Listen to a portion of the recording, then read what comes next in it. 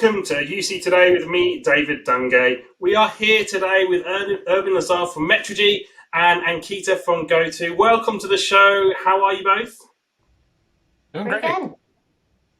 Fantastic. We're going to be talking about the importance of UC and some of the market dynamics that businesses should really be aware of right now. But before we get into that conversation, I think we should do some introductions. Ankita, do you want to kick us off? Tell us a little bit about yourself and GoTo. Yeah, sure. So I work at GoTo. I work in the marketing department as a product marketer. And so really what that means is I help take some of the concepts that our holistic company has and bring them to market. And so some of that is talking about UCaaS, some of that is talking about our CCaaS technology, and really ensuring that we're making a technology product that works for our customers as best as possible. Fantastic. And Irwin? Yeah, so hi, I'm President and Principal Analyst with a company called Metrigy. We conduct end-user research focusing on customer and employee engagement, so looking at predominantly the area I focus on is unified communications and collaboration. And our goal is to understand not only what our company's doing from a technology standpoint, where are they investing, where are they making their purchasing decisions, but also correlate that with success. So trying to dive down and understand how our organization's seeing benefit for their collaboration investments. So what are the companies that are seeing the highest cost savings, revenue increase, productivity gain, employee retention improvements? What are they doing differently from the rest of their peers? So I'll try and share some insight into what we're seeing in our research. Great. Well, let's get into that first question then around those technology investments. Why are we seeing a consolidation of technology from businesses right now? What impact is this having on the market? Irwin, do you want to kick us off? Sure. Yeah, I think there's a number of different drivers. Certainly, it's user complexity and user simplification, I think, is the biggest one. We've seen a massive adoption of new collaboration technologies over the last couple of years to support remote and distributed work. We've seen all sorts of different capabilities coming into the workplace, groups going off and saying, hey, I'm just going to use this app because maybe I don't feel like I'm getting what I need for IT, or we want to use something a little bit different. And that's created some challenges from the end user perspective. They're moving back and forth between different applications. It's a challenge to communicate with different work groups, with customers. So I think that's the biggest factor. I'd say the one that's coming up more importantly now, given some of the economic uncertainty around the world, is how do we optimize our spend? If I'm paying for 4 different licenses and I can reduce that down to 1, it gives me everything I need from those different applications. That's a smarter way to invest, assuming I can get that same level of feature and functionality. Fantastic. Ankita, is that married with what you're seeing over at GoTo right now? Yeah, I mean, I would tend to agree that a lot of it is driven from the fact that you want to have success in your business. And so where do you get to see the success?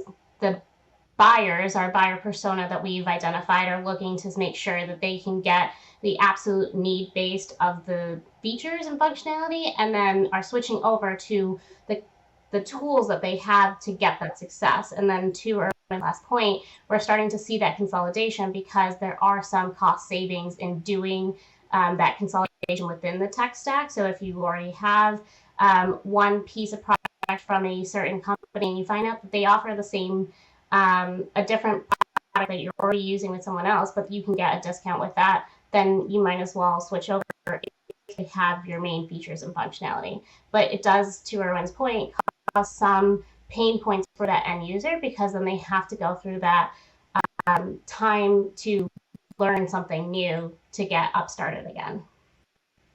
Yeah. So we've had 2 years of pandemic, which is still ongoing. The recent rising cost of living has been all over the headlines. People are now talking about a potential recession as well. From a cost-saving perspective, is that the priority for organisations right now, and should it be? Ankita, do you want to start us off on that one? I think a lot of companies, and at GoTo we talk about this a lot, because when the pandemic happened, it was great uncertainty. Nobody knew really how to deal with it. I mean, the last one was in 1910, 1912. So cost savings can be a priority. It doesn't necessarily have to be the priority. And really what should be driving forward for a lot of these companies is how can you continue to hit success for your company? How can you continue to hit ROI and continue to drive profit? So how do you get your customers into the door? How do you engage your customers? And I think the biggest thing that we've learned during the pandemic is the customer wants engagement. They want better service. And how do you provide that without having to cut costs and getting the best tool possible to do that? So cost savings can be a priority. You really have to sacrifice your tool stack, your tech stack to provide a best tool, a best experience for your end customer, because you can still hit your ROI and your goals without cutting everything. So, Owen, is that in line with your research? Yeah, I agree 100%. We have a study out in the field right now. We're still in the middle of data gathering, but some of the early responses I've seen show that companies they're definitely being a little more cautious about spending, but that's not the biggest priority right now as far as pulling back and consolidating. Certainly you want to optimize spending where it makes sense, but the bigger priorities we continue to see are focusing on improving the employee experience. So making it easier for employees to do what they need to do and making the collaboration tools more unified to, again, I mentioned earlier, avoid task switching, but then also harmonizing customer engagement and employee collaboration. So if you're on a platform now where you've got you're working with a customer to solve a problem, or you're a salesperson pursuing an opportunity, and you've got to switch to a different application to communicate with folks who can help you with that particular situation, that's not an effective means of communicating and collaborating. So we see a lot of interest in bringing those customer-facing tools and back office tools together into a unified platform. So I think that's where the bigger priorities still are, supporting hybrid work, making sure that people can work effectively from wherever they are, we still see big labor shortages, especially here in the United States. So doing what you can to ensure that people aren't frustrated and they aren't going to go looking for a job elsewhere is still a very significant priority. But I certainly think cost savings, cost optimization is important. It's definitely become more important. I'm not sure that that's, our data isn't showing that that's what people are 100% focused on right now, but it is part of the equation. Yeah, so it's an interesting question. I mean, you mentioned a lot of different technologies there, Erwin. You've got customer engagement, you've got employee experience, and then internal collaboration. A lot of businesses they're going through this process at the minute. How do I optimize? How do I tweak? How do I get more efficiency and keep my employees happy, as you said? But what should they be before they make these big tech decisions? What should they be considering before they sort of make the leap and make the investment? Yeah, again, I think it's a matter of, I think to Ankita's point earlier, that you don't want to take, if you're looking at, how do we consolidate, you don't want to take anything away from anybody. So you don't want to say, okay, we're going to force you onto a single platform, but now you're going from, best of breed to just basic functionality. So I think that's the biggest factor, is making sure that as you move down this road of looking at where it makes sense to consolidate, that you're not losing any feature functionality.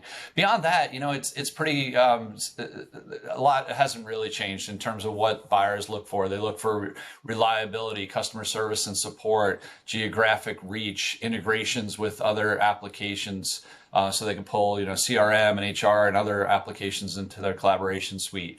The ability to customize build custom workflows, custom integrations, and again, the ability to support multi-channel customer engagement, I think are all critical. And just to add to that, what I love to hit on is the fact that we like to use this phrase of work smarter, not harder. And one of the things Irwin spoke about was task switching. So when companies are looking for a product, for a tool, it's really minimizing how long it's going to take individuals to really switch from tool to tool and give time back to their own employees to then hit their business goals. So what can the company do to actually help their employees do their job better in this new world of flexible and remote working? Great. So, Ankita, just staying with that sort of flexibility question, is that flexibility, is that just table stakes now for UC technology. What and how important is that in the context of hybrid work and this new hybrid environment we all sort of find ourselves in? It's absolutely important. It's integral to how I think all businesses need to kind of operate these days. In fact, like we're talking about how we can support all workers, whether they're completely remote, whether they want to be hybrid, or if they really do want to go into the office, because you can't solve for one, you have to solve for many. And so your technology needs to enable being able to have that unified communication and collaboration, no matter where that worker is or where that employee is, so that you have the efficiency across the board. And once you hit that efficiency, again, the businesses will be able to work as well as they possibly could. Fantastic. So we're coming towards the end of our session today. I want to leave our viewers with a few key takeaways. We'll start with you, if that's all right, Irwin. We've talked about investment, we've talked about consolidation of the market. From our conversation today, what are the key takeaways for you, and what should businesses be thinking about? Yeah, I think I'd echo what Ankita just said about flexibility. There's no right answer we found in what the workforce is going to look like. The idea that, pandemic's over, we're going to bring everybody back to the office has been countered by the fact that an awful lot of people prefer to work from home, and companies are seeing savings in real estate and being able to hire in markets that are not as competitive. So I think the approach going forward really needs to focus on one that supports work styles, flexible work location, flexible work time, the ability to communicate and collaborate both synchronously and asynchronously. And again, I think it's removing friction points. It's looking at the collaboration environment and seeing, how hard is it to get anything done? Do I have to move back and forth between applications? Do I have file stores that aren't integrated into my collaboration workspaces? Do I have customer engagement separate from employee engagement? And looking at how you can harmonize those, how you can build around the kinds of workflows that you have within your organization, and again, really make a simplified experience for both end users as well as for customer engagement. Great. And Ankita, what would you like to leave our audience with today? What are your key takeaways? I mean, Irwin really said it best, and so he actually took the words right out of my mouth. So I'll go a different direction, and I'll say that instead of actually optimizing for cost savings, what I'll argue is let's prioritize again for profit, right? And so for optimizing for profit, it doesn't necessarily mean cost savings, but again, to everyone's point, how to optimize for the better customer experience, bringing in new revenue streams or better revenue streams so that you can, again, optimize for profit. And that's going to help us go into this new and later half of the year and into the beginning of next year. Fantastic. So unfortunately, that's all we've got time for at the moment. Ankita, Irwin, thank you so much for joining me. Thank you. Thanks for having me. Yeah, thank you. And thank you for watching. You've been watching me, David Dungay, on UC Today. If you like today's conversation, please give us a like and a share on social media. That's it from me. See you next time.